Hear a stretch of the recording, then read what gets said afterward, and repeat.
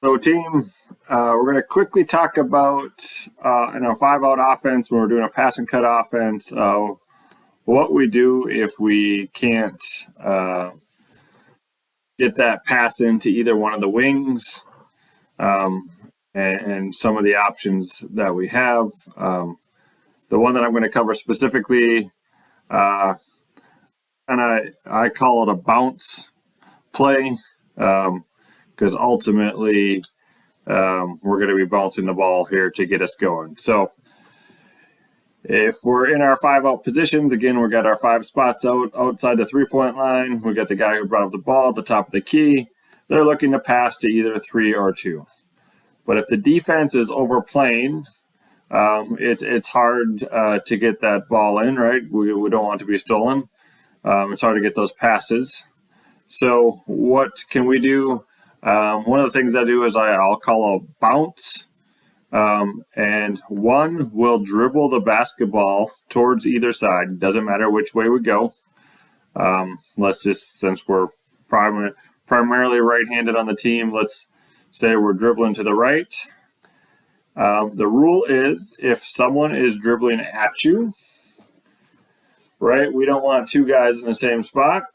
So if one is dribbling at 3, as he's dribbling towards him, 3 would cut to the basket, right? And so if that defense is overplaying, we're going to be able to get a backdoor cut there, pass that ball, and 3 will get an easy layup.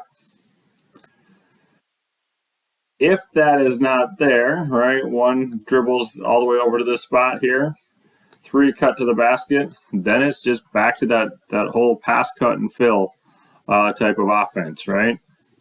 So 3 cut, there's now an empty spot at the top between 2 and the ball, so 2 would rotate and fill, 4 would fill, and 3 would go to the opposite corner and fill that spot.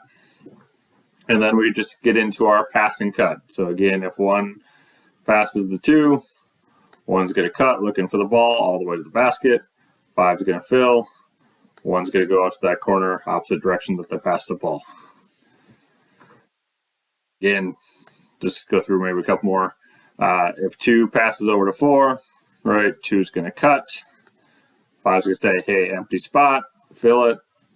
1, empty spot, fill it. 2, opposite corner, and 4's got the ball. And now let's say we've made a couple passes. Again, they can't make that pass to either 3 or 1. They can't drive to the hoop, right? Can't get in there, right? If we can't do that, what should we do? We should dribble at somebody, right? They can dribble either way. I prefer that we don't dribble towards the corner.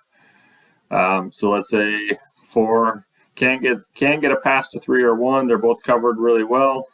So we would say, hey, 4, dribble at 5. If he's dribbling at 5, right? If someone's dribbling at you, what should you do? You should cut to the basket and see if we can't get that easy pass here for a layup. So again, anytime someone dribbles a ball at you, the rule is that we want you to cut to the basket. So 5 cuts all the way to the basket. If we can give him the ball, we will. If not, he's dribbling it back up here to the top. 3 is going to fill. 5 is going to fill out to the corner. Again, it's just back into our 5-out offense. So again, if I call bounce, that's just kind of a reminder, right, to say, hey, the guys are being guarded well, dribble at somebody, right, and make them back cut, and then that gets our offense flowing.